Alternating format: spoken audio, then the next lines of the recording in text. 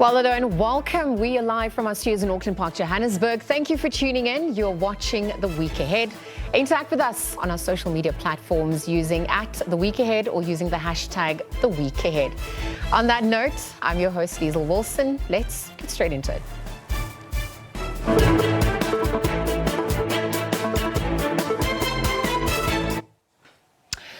Right, first up, the Basic Education Minister, Angie Motshekga, has told the media in Pretoria that her department is ready to deliver the National Senior Certificate examinations, which will officially start tomorrow. A total of 753,964 full-time, as well as 167,915 part-time candidates are registered for the matric examinations. However, some practical examinations have already been written. A total of 6,307 public schools and 578 independent centres are being used as examination centres. We have gone to great lengths to ensure that the examinations happen with no irregularities. DBE has stepped up its security across all points in the question paper chain based on a continuous review of all examination processes. In addition, all learners for the National Senior Certificate examinations and their parents have signed commitment agreement to maintain honesty and to participate in not to participate in irregularities during the writing of the exams. The commitment agreement binds the learners and parents to follow the rules relating to exams. So in line with this agreement, learners and parents are obliged to make any irregularity-related information immediately available to the school principal or the DBE hotline. They are also expected to surrender cell phones and any other related device if there is an allegation of involvement in an act of dishonesty. So learners are briefed on all the rules and regulations pertaining to the examination and the consequences should they be implicated in irregularities. So DBE can confidently state that it is fully prepared to administer the November 2022 examinations based on the principles of fairness, reliability, validity, and integrity. Deputy Minister Dr. Rejana Mohaule, the Director General Mr. Matanzi Mamweli, and myself, supported by managers in the departments, both provincial and national, have been traversing the country to monitor schools. And it is clear, based on our findings, that we have a great challenge in our hands, but the systems are ready. Right, now matric exams are usually daunting, but more so now on the back of the COVID-19 pandemic. The current rolling blackouts have not made things better for pupils either. And despite extensive support from schools for some pupils, the stakes are high and the journey can be lonely. 8 matriculants running child-headed households at a rural Limpopo farming school will be among the 900,000 plus learners sitting for the English paper tomorrow morning. Well, SABC senior reporter Matlako Komane and video journalist Llewellyn Carstens spent some time with some of the pupils. The last stretch of a schooling career. This is Vanessa Mnisi in 2022. Getting to this point was a road fraught with challenges and setbacks. I lived with my mother, my grandmother, and my disabled little sister. They were all sick. My mother was sick and on treatment, and my grandmother was too sick to look after my mother. And my mom was also too sick to look after my grandmother. Then I was in grade 11 in 2020. So I took a gap year last year to look after all 3 of them. I was supposed to have completed matric last year. In April 2021, my mother passed away. And then this year, my grandmother passed away. My little sister was taken to a special needs school. Then this year, 2022, Despite the cards life dealt to Mnisi, she's determined to succeed. Last year, last year, Last year when my mother was sick, I used to work on the farms to pick up tomatoes or plant cabbages. I used to get paid 200 rand whenever they needed laborers. I used to save some of this money so that I could go to school this year. Like sometimes sometimes cabbage. While Mnisi returns to an empty home, her classmate Mahlatse Morane travels more than 7 kilometers a day and over 2 rivers to get home, where 7 siblings await her. Their well-being has been her responsibility for the last 2 years. Every day after school, you'd come home to no food no one has cooked. Then you have to start from scratch. When I leave school, which is around 5 p.m., I arrive here at 6:30. So we've had to teach the younger ones to start making cooking fire so that when I arrive, I can at least start making food. Otherwise, we'll only eat around 10 or maybe 9 p.m. Time spent in the kitchen has sparked a passion for Morane. I want to become a chef.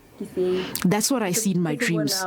Becoming a chef is something that I can see becoming useful to me. And I also just love cooking. Can be income. A resilient spirit keeps alive the dreams of a better tomorrow for these matriculants and several other classmates living in similar circumstances. Psychologists say that while Mnisi and Morane have overcome many hurdles, their childhood experiences are often scarring. Psychologically, there's what we call a childhood trauma. Poverty is one of them, one of those aspects or one of those things that traumatizes, that become traumatic in children's life. They grow up not having another around, who will guide them, and they are exposed to all kinds of all these forms of, situations that expose them to vulnerabilities. Even psychological vulnerability. There's fear, there's anxiety, there's depression that the child experiences on a day-to-day basis. They're not coping at school. They're not even concentrating because they have to, run the household. For now, it's all systems go for the matric class of 2022. Mahla Kokomane, SABC News, Piring Village in Limpopo. Well, staying on the same topic, an inmate, Faba Kanyile from Brandvlei Maximum Correctional Centre near Worcester in the Boerland, who scored 7 distinctions in his matric exams last year, has encouraged this year's matric class to believe in themselves.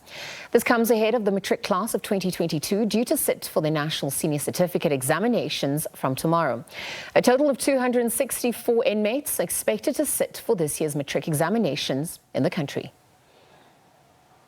Maximum prisons are facilities that keep offenders who've committed serious crimes. Very often, prisoners from these facilities are shunned by society, and they often feel rejected and become dejected. Studies have shown that education plays a role in their rehabilitation, boosts their self-esteem, and upskill and improve their literacy levels. 24-year-old Kanyile Faba scored 7 distinctions despite studying under difficult circumstances. People outside will look at this place and say, no, these people, they have it easy. They get free food, free water, free everything. But they don't understand the mental pressures we are facing, like the stigma we are under every day. It's how can I say, it's unimaginable, or it's unbearable to someone who is not mentally fit, who does not have a support system. He is currently serving a 10-year sentence following the murder of a relative. He is asking for forgiveness. I know I'm not perfect. I know I made a mistake. It's not a little mistake, it's a very big mistake. It's something that is there. It's like a permanent mark. I can't remove it. I can't change it. I can try hard, but it won't change. It will stay there. So I'm just asking my family to find it in their hearts, if they can, to forgive me. But if they can't, I'll also understand. It's not easy. It's not easy. But not to be long on my side. I know that I'll be going out very soon. If I'm lucky, I just hope anyone who's listening out there who hears what I'm about. I'm interested in electrical engineering. I have this passion. So I just wish that they can assist me in any way they can. Faba is also appealing to institutions or Good Samaritans for assistance to further his studies. He is currently enrolled in electrical engineering with the Correctional Facility Program. At our center is of great because they did just well.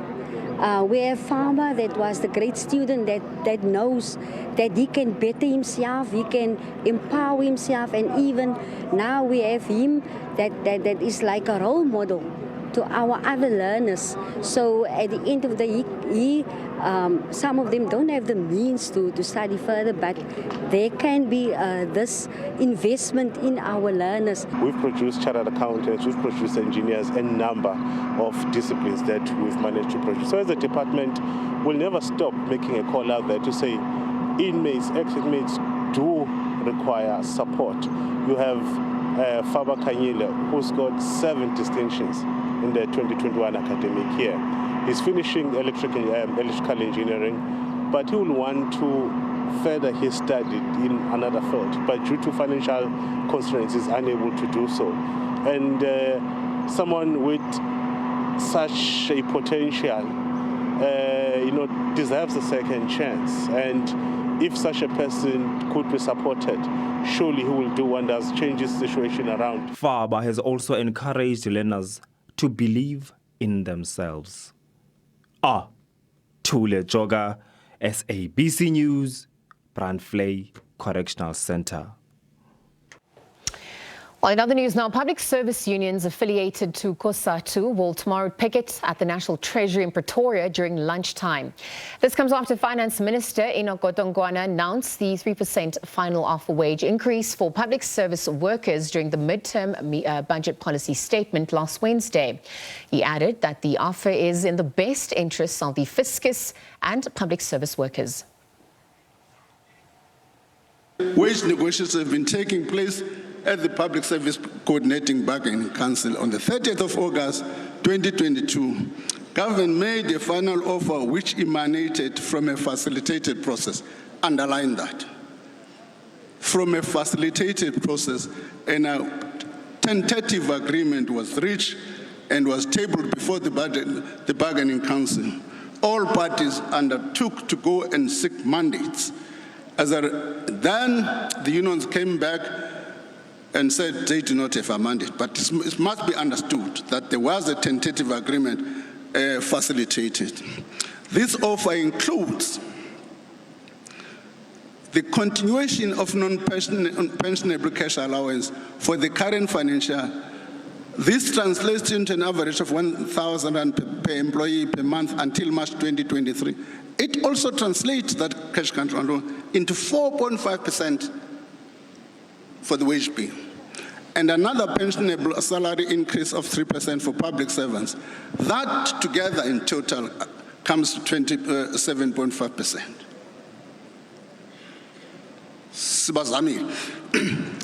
Madam Speaker, the offer on the table is the best interest of the fiscus and public service workers. Implementing it does not undermine the collective bargaining process. We believe that the facilitation process has helped all parties get to this point. Therefore, the spending estimates we are tabling today include this amount. This offer will be implemented through the payroll system and backdated to April 2022. All right, so for more on this, we are now joined by December Mavuso, Deputy General Secretary of NEHAWU. December, good afternoon. Thank you for joining us here on the SABC. Good afternoon to the viewers.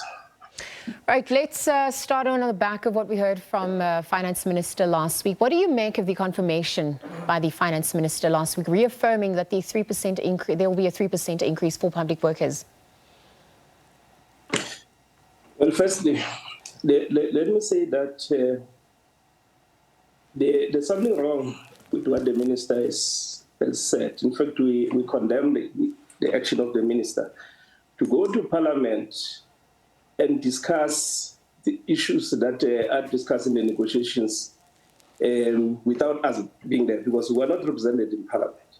The details of what happened in the negotiations You can't go and discuss that in Parliament, including misleading Parliament that there was a tentative agreement, as if the negotiators would have agreed to whatever was put on the table, when he knows very well that whatever offer from the employer, it is taken to workers for mandating. That is why we had this cool-off period of 21 days where we were to consult with our members and came back in their majority rejected the offer. So for him to justify unilateral implementation with his reasoning is completely out of order. It is wrong. It must be condemned because that is undermining collective bargaining, undermining the institutions of social dialogue in this country. All right, so December, on the back of what you've just echoed, as you will be picketing, does this mean that wage negotiations have deadlocked? I'm also wondering then, picketing at Treasury, how much impact is this going to have in terms of forcing government then to come up with a new wage offer? Well, workers are going to continue to resist, to fight for a just increase. So we are at a conciliation level. We're at a dispute resolution mechanism or process, which the employer knows very well it is taking place tomorrow. Again, it was wrong for him when he knows that it is this process to go make the announcement he did, undermining this process that is taking place tomorrow. But for us, it doesn't change anything or it doesn't resolve the dispute. We're proceeding tomorrow. We expect to meet the employer there. The pickets, yes, we've arranged pickets across the country. It is just a beginning of action that workers are taking. It will depend what the outcomes of the conciliation are when workers will decide what is the next course of action, whether we go in a full-blown strike or what. But we are not accepting, even if they were to implement, we are not accepting that 3%. Maybe one thing I must also clarify is that the only offer we know that the employer has tabled is 3%. The 1,000 Rand gratuity was already agreed last year. It was budgeted for already last year. So it's not like it's new money that was put on the table. We only having a 3% offer.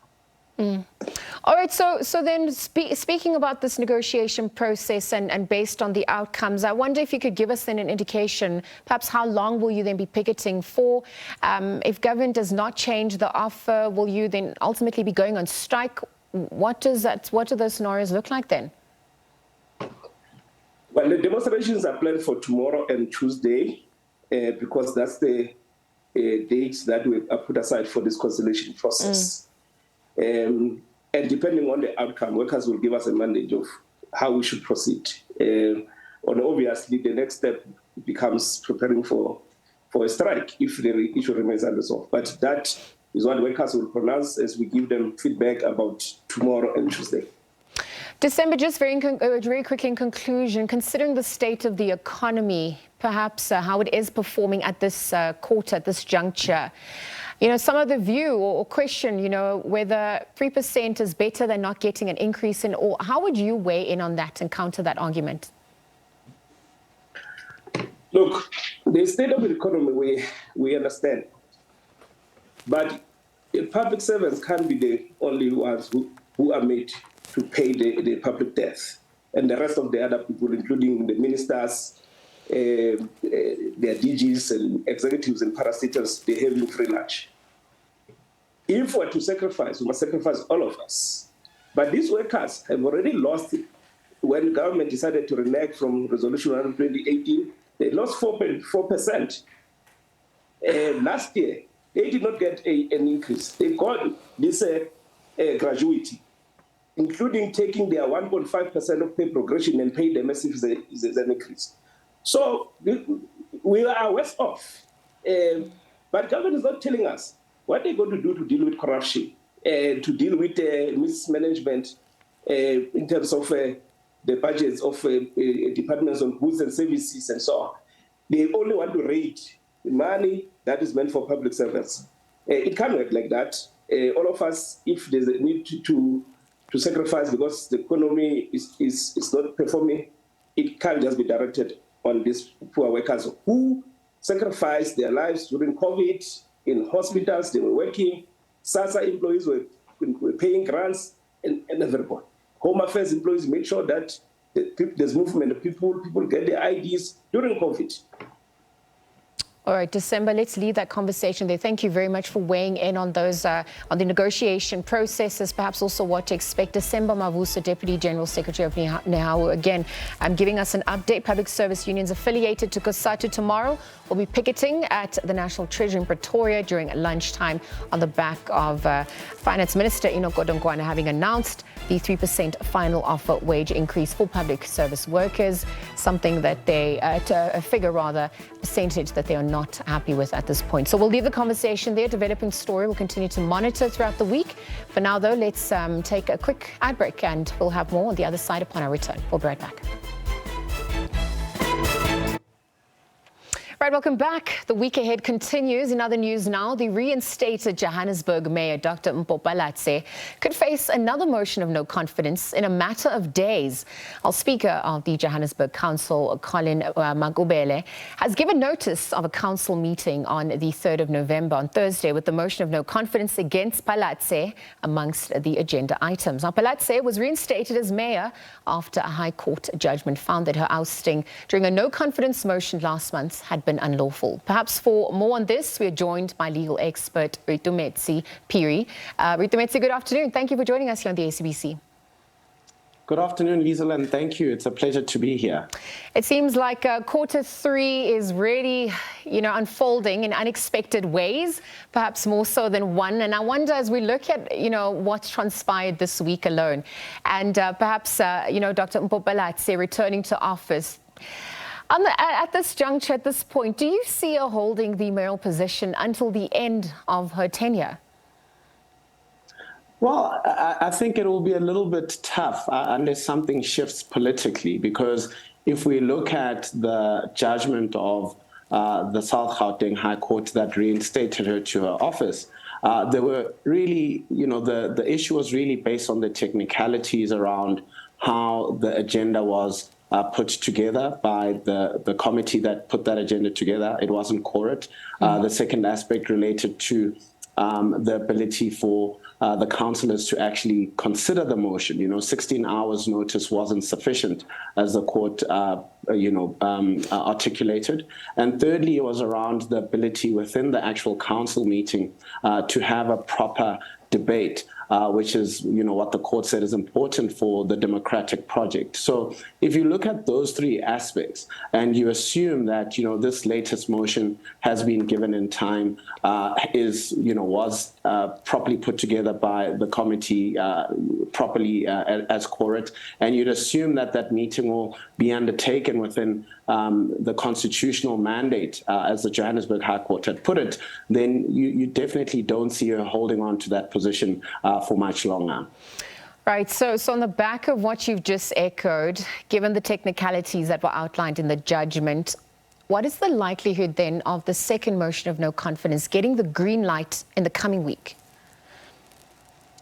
I think we'd have to, look at what is required for that motion of no confidence to actually make its way into council and be voted on properly. Obviously, I'm not certain as to whether the procedures have been fully followed. So if you look at Rule 95, which basically says that the PC committee must consider that agenda item and must do so in a quorate position. So I don't know whether they considered it properly in accordance with Rule 95 and whether it was actually quorate, which was the first stumbling block in the previous motion of no confidence. I know from a timing perspective that this time there has been reasonable time that has been issued to the councillors to consider the second notice of no confidence. So in that respect, you would say that at least they've ticked that particular box. Now, the question is, what will transpire during the council meeting while this motion of no confidence is being debated? Are we going to see councillors not being offered an opportunity to debate, as was the case in the previous meeting? And if we're going to see that, then it won't pass. But certainly, if the Speaker this time corrects that particular aspect, then it would probably succeed, assuming that at least the first hurdle was done correctly this time as well. Well, speaking about those technicalities then and the moves going forward, I wonder how you would weigh in on how this second vote of no confidence is likely then to impact Dr. Mpopalatse's political career holistically going forward, just given the timing of our country heading into elections and the state of our democracy as a whole. I think what the Johannesburg High Court pointed out, which is really important to bear in mind, was that even these council meetings, in as much as you can get the requisite majority of votes for any motion, it cannot be undertaken for an ulterior purpose or a motive that is not a great motive. So, I think it is concerning when you look at the judgment of the Johannesburg High Court that politics is being played in this particular way, and sometimes in violation of the law. So I'm not sure what will happen of Dr. Palatse and her political career as a result of this, but certainly I think it was the right thing for her to do, to go back to court and challenge this process, if only to ensure that the law can support democratic processes, and it would be clear to councillors what is required to ensure that democratic processes can be followed, notwithstanding the political skullduggery that they engage in. So I'm not sure what will come of her politically, but certainly I think it was the right move to at least contribute to this discussion of what is required to ensure that these council decisions are actually undertaken within the prescripts of the law. Yeah, absolutely. And just in conclusion, as we look at what transpired, in her scenario, perhaps even looking at the dynamics headed going forward in terms of, coalition partners amongst opposition parties.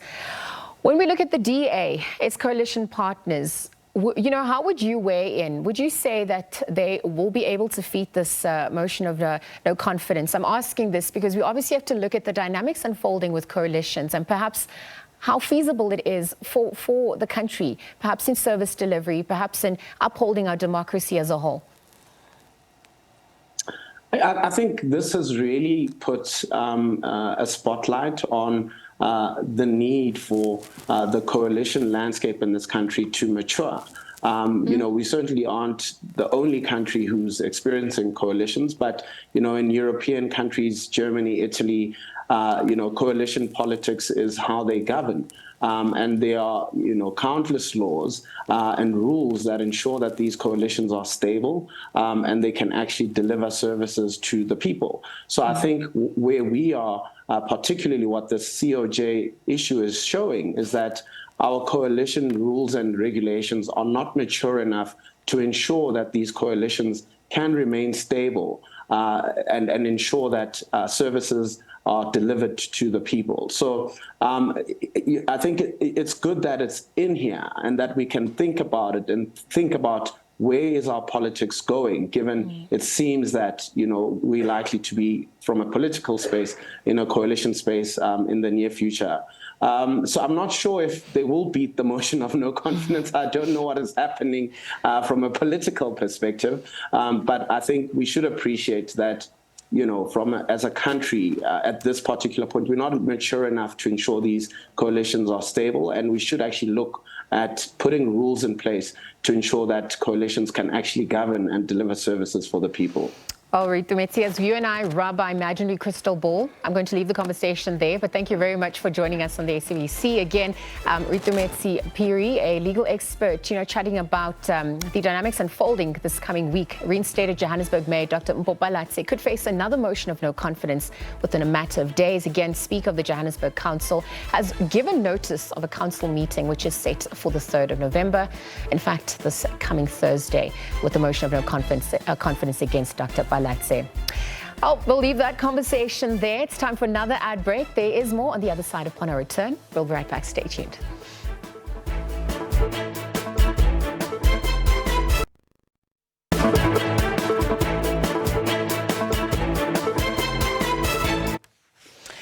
All Right, welcome back. We continue the week with the week ahead. In other news now, journalists from all over Africa and the rest of the world expected to pour into Johannesburg this week. This comes as the 18th African Investigative Journalism Conference will kick off tomorrow. Now, speakers will be tackling topics such as the latest digital tools, investigating health, the environment, insurgency, media sustainability, business and finance reporting. The aim is to enable and boost cross-border collaboration, giving rise to the next wave of great investigations. Perhaps for this and more, we're joined by Maxime Domeni. He's the Africa editor of Global Investigative Journalism Network. A very good afternoon to you, Maxime. Thank you for joining us on the SABC. Thank you for inviting me. Right. It's quite an exciting time for journalism as a whole, as we perhaps look at the strides taken, our current context, and perhaps also where we headed to, what the future scenarios look like. I wonder how you would weigh in on the need to host this conference. I'm asking this because one has to look at the state of the newsroom, the state of journalism as a whole, and, having it been said that journalism and prosecution are one of the oldest professions around. They are changing dynamics, and so there's a need to refocus the profession. What are your thoughts on that? Yes, as you said, there is a change in dynamic, and we're journalists and we investigative journalists. We have to, from time to time, come together and, share some experiences and look at the new tools, the new resources, and discuss about our challenges. We've been missing this conference, because since as there was the pandemic and we couldn't meet. But we're very excited to be back again during this conference here together in person, because at this conference me personally, for instance, I'll tell you that. Taking part into this conference has changed my professional life, because you come here, you meet other colleagues and you discover, other approaches, you discover other tools, you share your experiences, your challenges, and you see how people, in the other countries of the same region, are facing those challenges. And this helped a lot. And it's a great, it's a great opportunity. Yesterday alone, I was discussing with another colleague who is from Kenya, who said that, her current employer, for instance, she met them here in Joburg.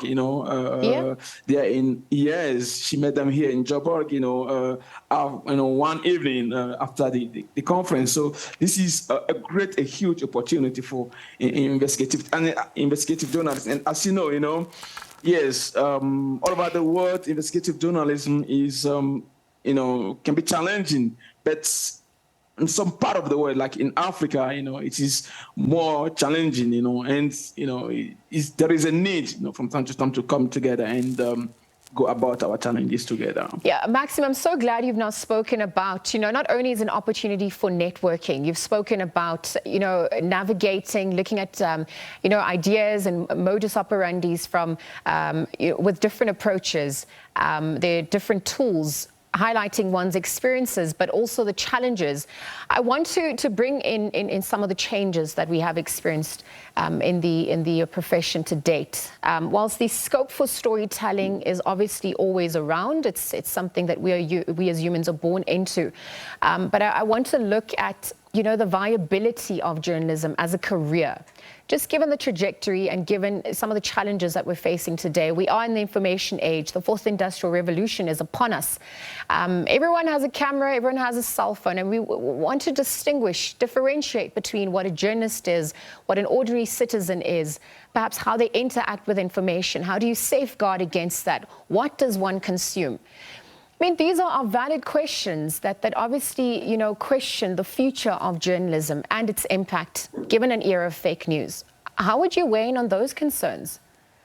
Yeah, I took part into a meeting, some months ago, and the theme was the emergency of journalism. There is an emergency of journalism. Like journalism is needed, more than ever, because of this, as you said, this era of fake news. This era, everybody is pouring, content on internet, for instance, and everything, yeah, you go to internet, you see content from elsewhere and all type of content. And so there's a huge confusion. And this is a time, for journalists to stand out, and do journalism more than ever, because we have the tools, we have the way to, to provide accurate and reliable information. And as you can see, one of the threats, the major threat we're facing in our area, is fake news. And we journalists have the experience, we journalists have the tools, we journalists have the approaches, to fight those fake news. And thankfully, we have new tools, or which are emerging days in days. For instance, some days ago or some years ago, you wouldn't talk about what we call into the open source investigative techniques or tools or synths. And these techniques, for instance, are bringing new means, new capacity to journalists and newsroom, to face or to bring journalism further down where it has or it's used to go. So yes, there are challenges, but I think this is a time for journalism to be done properly. Maxim, I'm so glad you've now spoken about, capacity and resources, because that is an issue that obviously has come to the fore. Many, or some of the view rather, that journalism has been under the attack. The issue of press freedom, people who have been killed. We see countries who, don't allow for the freedom of speech, especially when journalists are trying to hold truth to power. And, I wonder how that impacts the role of investigative journalism as a whole. I'm asking this on the backdrop of the business model shifting as well within the newsroom. There's pressure on journalism to deliver first fast, but obviously still maintain the authenticity and the quality.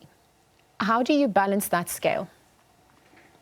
Yes, the type of journalism, that is more threatened, is the investigative journalism, because you go further, because you reveal things that some people might not want to be out, So yes, when you talk about press freedom, when you talk about, freedom of speech, the investigative journalism are like the first beneficiaries of those freedom. And whenever those freedom are threatened, so investigative journalism is also threatened. If you look at the landscape, the major landscape in Africa, for instance, and in me, for instance, I oversee the Francophone Africa for Global Investigative Journalism Network, and I can tell you that countries where you have some autocratic regimes, where you have some wars, where you have terrorism, doing journalism or investigative journalism in those countries is very, very challenging, is very hard. And then on top of that, if you add the vulnerability, like financial or economic vulnerability of the media landscape, you see that it's kind of, it looks like something that is quite impossible. But the good news is that people are doing it, fellows are doing it. We have journalists wherever, throughout the continent, even in some complicated contexts, who are doing journalism, who are doing investigative journalism, who are holding into account the powerful, may they be authorities, public officials, or businessmen. So yes, so this opportunity, like this conference, for instance, is a place where journalists come and, they come and take energy, new energy, to go and keep doing their job. So that's why it's very important to come to these places and meet other people and share experience of how they're going about what they do. But as I was saying, we are in the area where information or good information, is demanded, and our work is demanded, and if you know how to play around that, we can make our job or our fields sustainable and navigate through all this troubled time. Well, Maxim, as we know, a democracy without professional journalism is vulnerable. And so, of course, the importance of journalism stands. Perhaps we've seen also, the juniorization of the newsroom and the inexperience, which begs the question about, how one saves, cuts costs, but obviously also maintains the integrity and the trust that seems to be in a deficit, in society in some areas. So all that and more say to be explored. Just very quickly, in one sentence, advice for journalists, perhaps those who want to attend, understand the finer details around it. How would you, what are those? And then in terms of just the advice you have for journalists, particularly investigative journalists as a whole, what would you say in parting? Yes, whatever you do and mainly in journalism, you have to follow some models, some models. So if you come to this conference, for instance, you meet other people, you meet some people that can serve as your model, and then you can walk, into their paths. And so this is one of the reasons that taking part into this conference. And the good news is that even if you're not participating, in person to this conference this year, there is a way, to follow sessions live. So, yes, if you're doing investigative journalism, I used to say something. We investigative journalism, we're not, or we shouldn't be running after. Let's say glory, personal glory, because if you are acting like a soul love us, or you're looking or running after personal glory, we are running at the same time into troubles. But if you're living in a community, you are kind of protected. So one or the main advice that I can, or the main piece of advice that I can give is that, whatever you are in Africa, if you are a journalist or investigative journalist, don't walk away from the community. Be close or be part of the community. Well, it obviously looks at united we stand, divided we fall. Let's leave the conversation there, Maxim. Thank you for joining us here on the SABC, the 18th African Investigative Conference kicking off tomorrow. Maxim really just weighing in on what we can expect given the trajectory of the profession and what the future for it holds. We'll leave the conversation there. There's more on the other side after this ad break. We'll be right back. Stay tuned.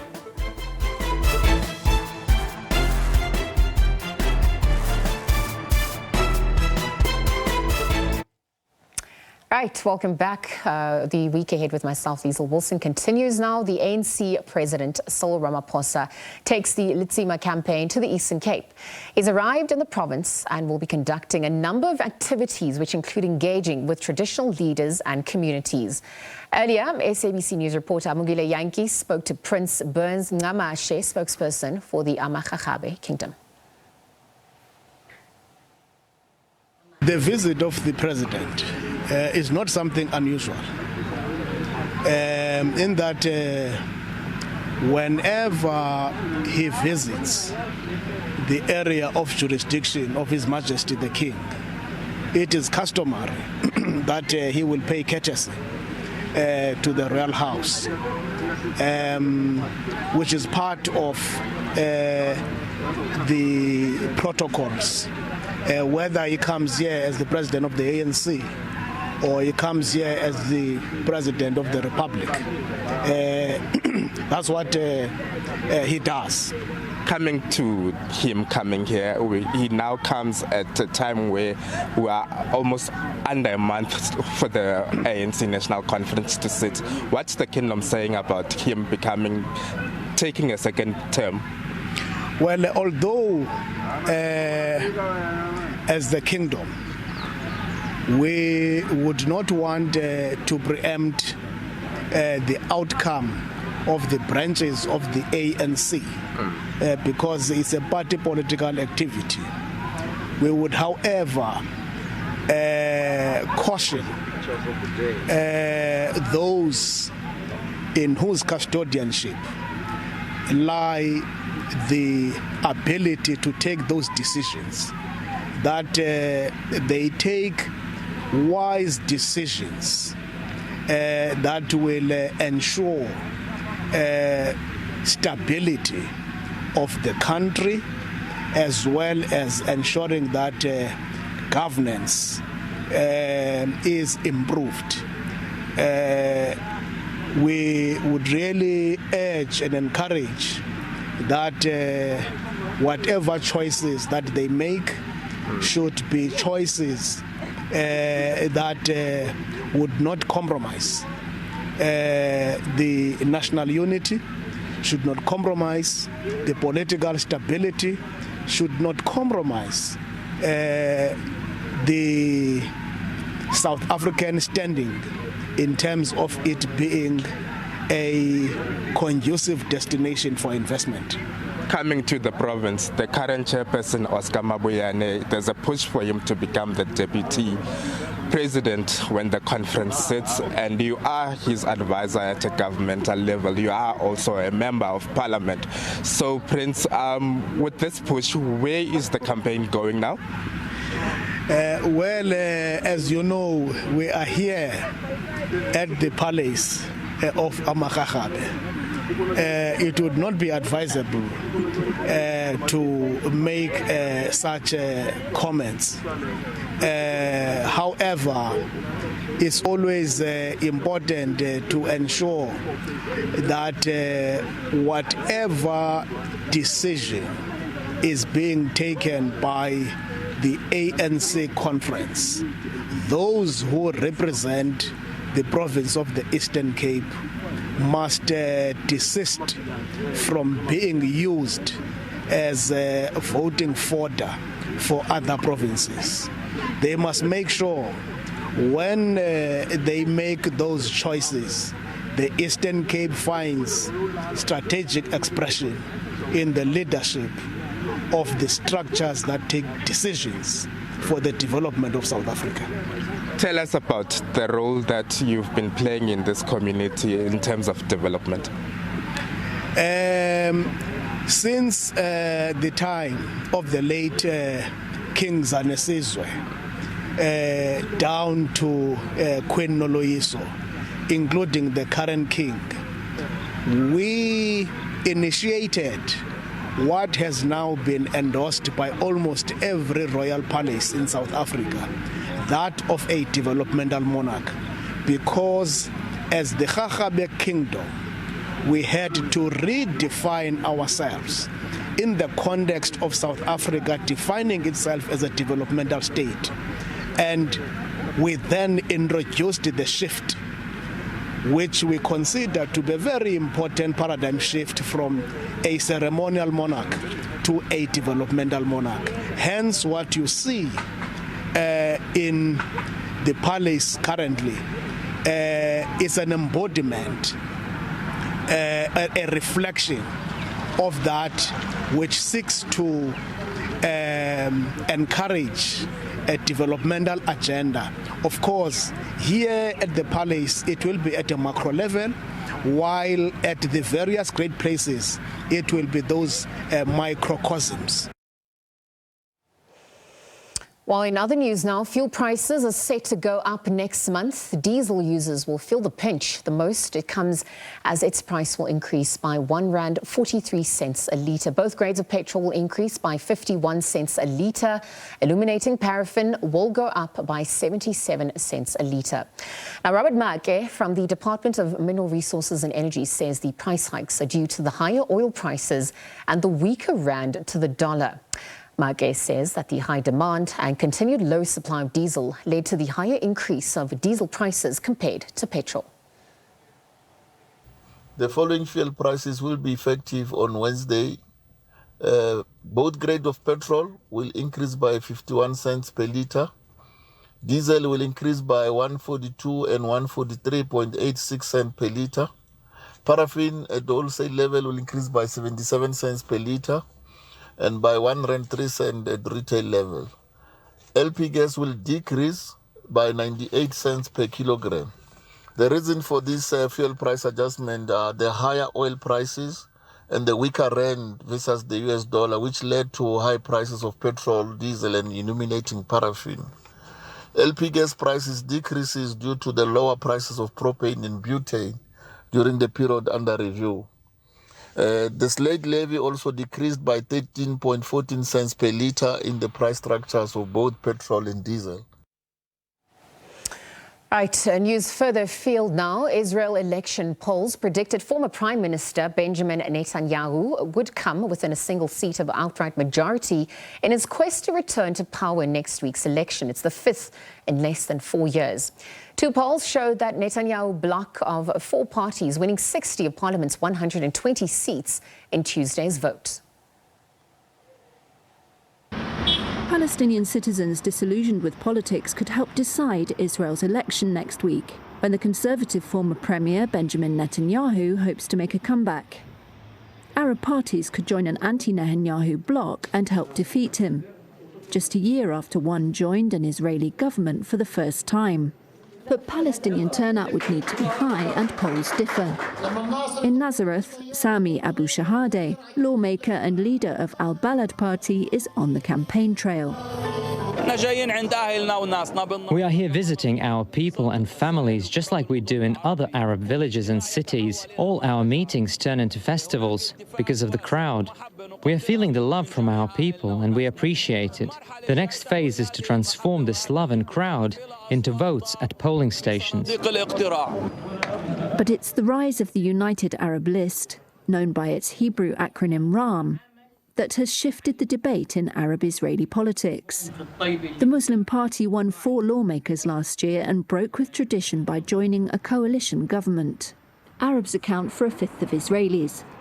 Some identify as Palestinian, despite their Israeli citizenship, but others prefer to be called Arab citizens, to emphasize the need for equal rights with Jewish Israelis. With prospects for a Palestinian state dim, the United Arab List has abandoned nationalist rhetoric to focus on fighting organized crime and improving planning and infrastructure in Arab areas. Opinion polls show those are their voters' top concerns. Krami Amir is a supporter. I believe that this party still works hard and tolerates many things, even though it was accused of treason. This is the only party that cares about its people and their existence in this country, regardless of how they do it. They are being practical and realistic and thinking of new ways to support our people and advance our society. Opinion polls by the Statnet Research Institute show the party's gamble paid off. More than 70% of eligible Palestinian voters now support an Arab party participating in a coalition. But even with a seat at the table, many Palestinians in Israel say they've lost hope that they can affect change as an Arab minority in a Jewish state. Well, that's where we're going to leave it for you today. Thank you very much for tuning in. Of course, we are back next week for a look at the week in review. But from myself, Liesl Wilson, and the rest of the team, until then, do take care. It is goodbye for now.